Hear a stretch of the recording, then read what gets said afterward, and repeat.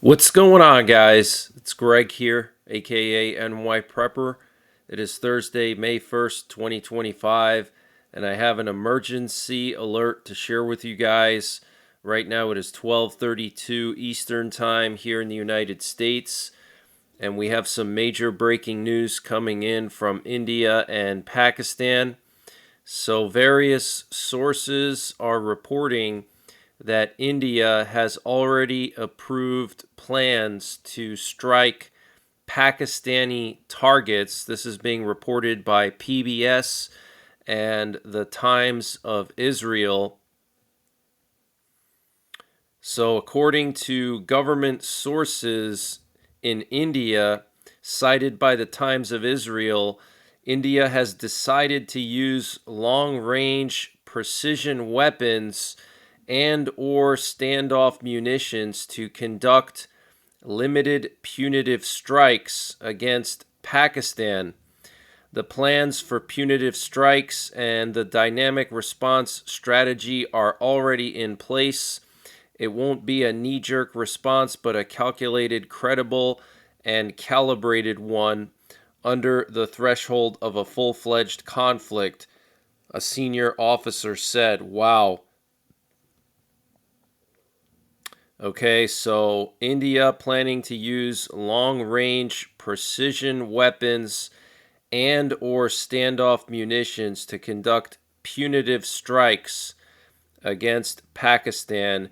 And Syed Shah, the advisor to the Pakistani Prime Minister, said yesterday, "We have received information that India will attack our country within hours or days." Wow. And we're also hearing that the lights of the Islamabad Naval Complex and the Pakistani Air Force Complex have been turned off last night to try to hide the bases from Indian fighter jets, ISR, and missiles.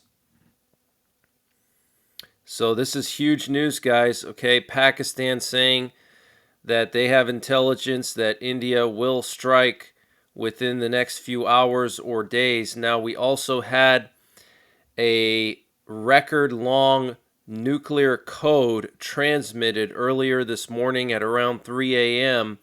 A 292-character EAM was transmitted by U.S. nuclear forces. Okay, that is absolutely insane. The longest I've ever heard is like 268 characters. And when they transmit these long nuclear codes, it's typically right before something big happens. So it does look like India and Pakistan are about to go to war. And if anything happens, I will go live and cover it live. Even though I still don't have electricity, there's still 250,000 people in Pennsylvania that don't have power in the interior portion of the state. So I'm supposed to get my power back sometime this evening, hopefully. And as soon as I get my power back, I'll restart the 24/7 stream. But if war does break out, I will use my hotspot or go to a hotel or something to cover the war live, okay? But this is very, very serious. India has already approved plans to attack Pakistan with standoff munitions and long-range precision weapons. Pakistan saying they have intelligence that India will strike within hours or days. And we're hearing credible reports that both Pakistan and India are deploying military assets closer and closer to the border. And CNN News 18 has confirmed that Pakistan has forward deployed artillery units along the line of control in Kashmir, reinforcing defensive postures amid a growing fear of an imminent Indian strike. Wow.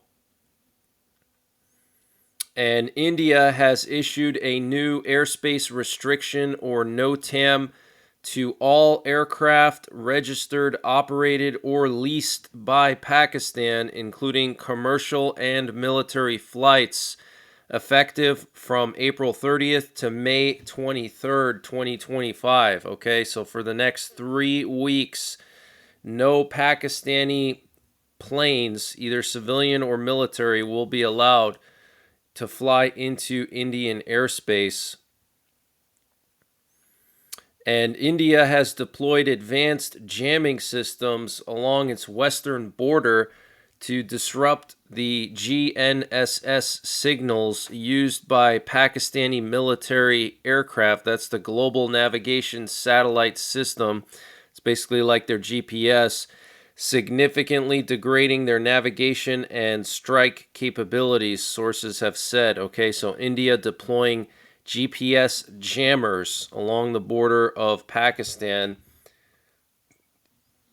And the Indian Army confirmed last night that Pakistan fired at Indian positions for the 7th night in a row along the line of control using small arms.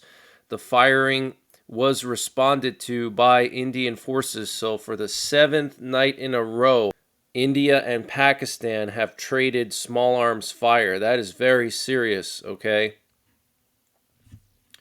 And what you're looking at here is the flight path of an Indian reconnaissance plane patrolling the border of Pakistan in the Kashmir region.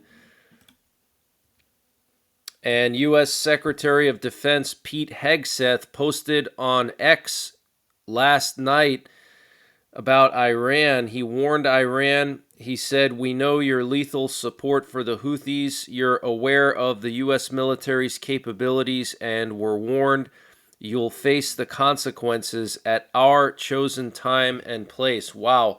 Okay, so Pete Hegseth warning Iran because of their support for the Houthis. And speaking of the Houthis, they claimed that they carried out a drone attack against the USS Carl Vinson and accompanying warships in the Arabian Sea recently.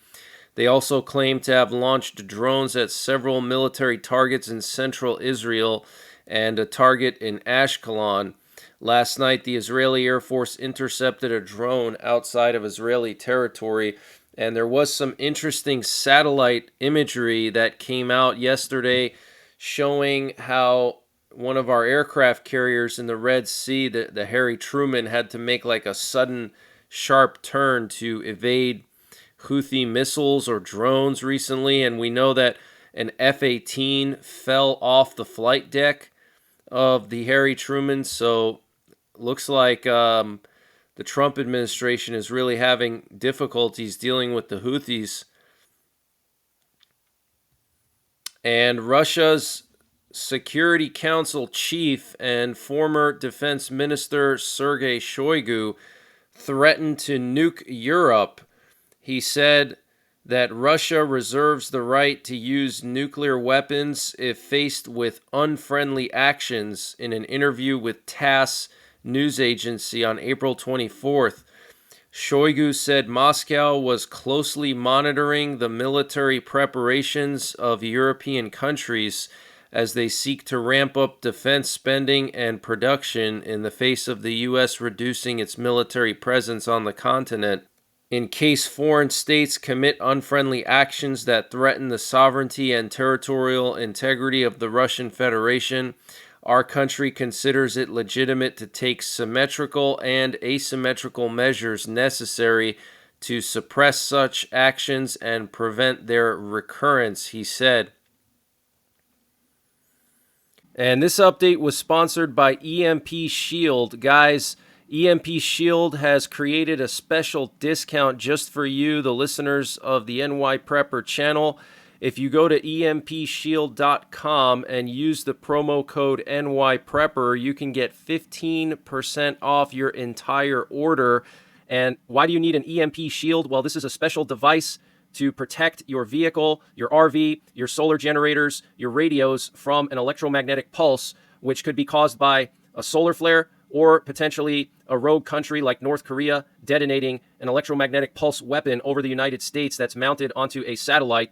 So protect your vehicles, protect your RV, protect your radios, protect your generators with an EMP shield. Use my promo code NYPrepper to get 15% off. Installation is super simple. This is a veteran-owned business, 100% American-made, and the EMP shields have been tested by the military, okay? And free shipping is included to the entire continental United States. And the link and the promo code are in the description below this video.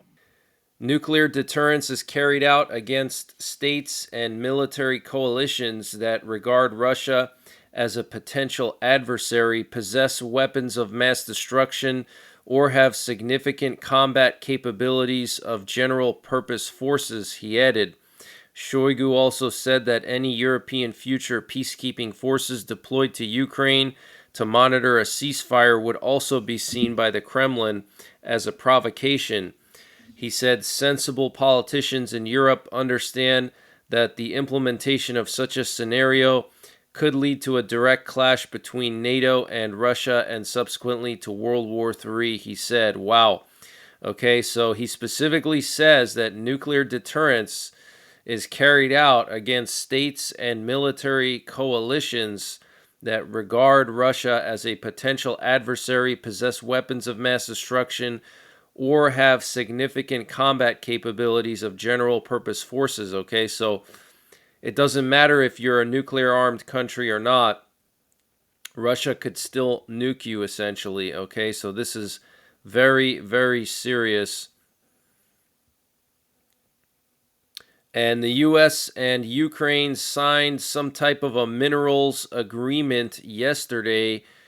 Apparently, Ukraine will put 50% of resource revenues into a joint fund that it will manage with the U.S. This will bring Ukraine revenue for reconstruction, but will reduce its independence, while the U.S. will gain access to strategic mineral resources, reducing its dependence on China.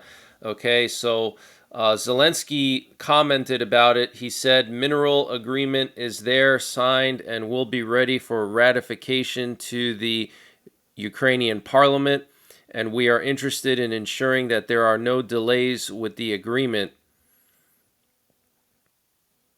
The agreement has changed significantly during the preparation process. Now it is a truly equal agreement that creates an opportunity for investments in Ukraine. There is no debt in the agreement, and a fund is being created, the Recovery Fund, which will invest in Ukraine and earn money there. So there's not going to be anything related to Ukraine being forced to pay off American weapons that were given to Ukraine. And senior officials in the Trump administration are reportedly growing increasingly concerned that White House Special Envoy to the Middle East, Steve Witkoff, is incapable of dealing with Iran, Hamas, or Russia, according to the New York Post. Nice guy, but a bumbling effing idiot, a member of Trump's first administration said of Witkoff. He should not be doing this alone. Witkoff sought the help of Russian translators during his trips to Russia, which constitutes a violation of standard diplomatic procedures. And we're also hearing that Mike Waltz resigned from his post as the national security advisor. So a lot of people think Witkoff is going to take over, which would be a total disaster. And Russia can mobilize for war on a scale comparable to the Soviet Union during World War II if necessary, Kremlin spokesman Dmitry Peskov said yesterday. If a great country needs to stand up, it will stand up at any moment. No one can have any doubts, Peskov said during a lecture at the Victory Museum in Moscow. He claimed that millions of Russians are already assisting the military effort against Ukraine by collecting aid, sending equipment and ammunition to the front line with personal funds, and weaving camouflage nets. Somewhere around 30 million Soviet people gave their lives in the fight against fascism, he added. Wow. And the Ukrainian military reported that Russia launched 5 ballistic missiles yesterday and 170 drones. And some of the most intense wildfires to hit Israel. And Jerusalem is experiencing their most intense wildfires ever recorded. The Israeli Prime Minister has issued a national emergency in Israel, and it's being investigated as potential arson. And Russia is reportedly changing tactics for bombing attacks on Ukraine. They are redeploying bombers to Belaya Air Base from Olenya Air Base in hopes that the Ukrainians won't be able to detect the bombers coming from that direction, since they haven't launched attacks from Belaya before. And yesterday there was a massive number of outages reported among all major payment cards, including bank cards, credit card companies, including Visa, Wells Fargo, First National Bank, Discover, Cash App, and more. So maybe some kind of a cyber attack, it sounds like.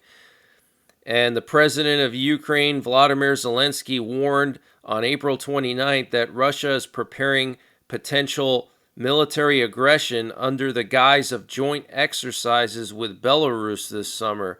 He said, "Look at Belarus. This summer, Russia is preparing something there under the guise of military exercises. This is how its new attacks usually start.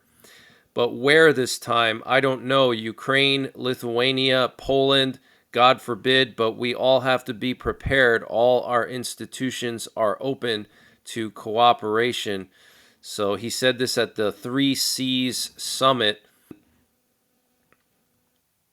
We're hearing that there was some heavy Chinese military activity around Taiwan today. So far, 34 PLA aircraft sorties were reported, and 8 PLA naval vessels were reported around Taiwan. And Russia and North Korea have begun building a road bridge that will cross the Tumen River, which separates the countries. Interesting. And the race for space superiority is heating up as the U.S. Space Force embarks on a groundbreaking project that could reshape the future of satellite deployment. At the heart of this initiative is the creation of an orbital aircraft carrier, a concept spearheaded by the innovative aerospace startup Gravitics. Gravitics has secured an impressive $60 million contract from the U.S. Space Force to develop an orbital aircraft carrier. This revolutionary platform is designed to launch satellites directly from Earth's orbit, providing a faster and more efficient response to national security threats by bypassing traditional rocket launches. The orbital carrier enhances the military's operational agility in space. Wow, that is absolutely insane, guys. Okay, an aircraft carrier in orbit that apparently is going to be used to launch satellites and who knows what else, This is very, very interesting.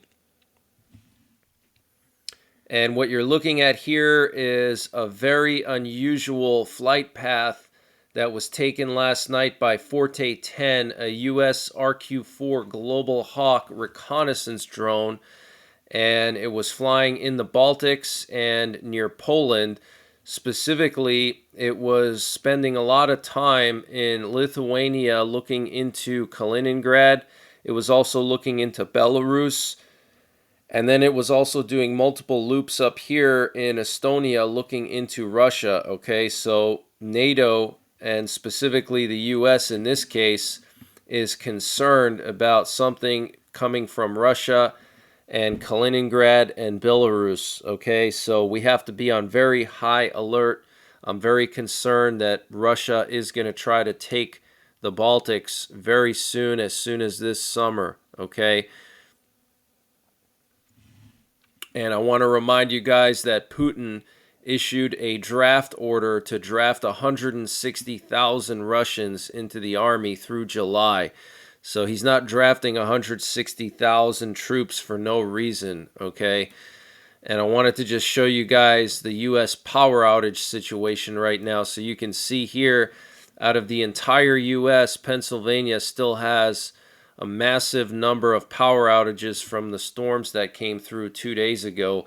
Okay, 250,000 people without power, mostly in the interior rural areas of the state, which is where I am located at. So hopefully my power will be back this evening. That's what they're saying. I did see some utility trucks passing by on my road. So hopefully they'll be able to fix it, and then I'll get my 24/7 stream up and running again. And if anything happens with Pakistan and India or anything else, I will go live if necessary. And until the next time, take care, God bless, and don't forget the 3 Ps: prepare, practice, and persevere.